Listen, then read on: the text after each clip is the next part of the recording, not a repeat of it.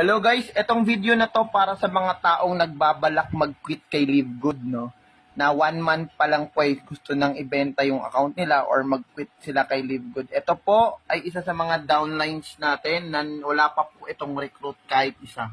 Paano natin malalaman pag wala pang recruit? O punta tayo sa may referrals.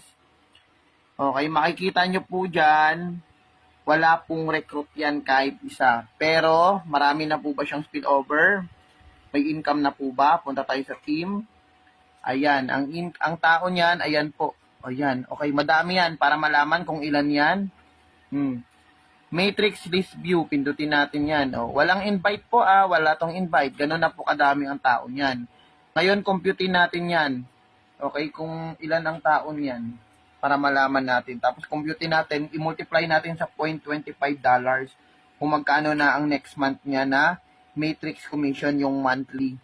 Okay, 2 plus 4 plus 8 plus 13 plus 10 plus 13 plus 11 plus 7 plus 2. Oy, meron na siyang 70 na tao. Ayan po, 70. Ngayon, i-multiply natin yan sa $0.25.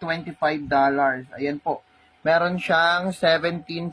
$17.5. Ngayon, i-convert natin yun sa dollar.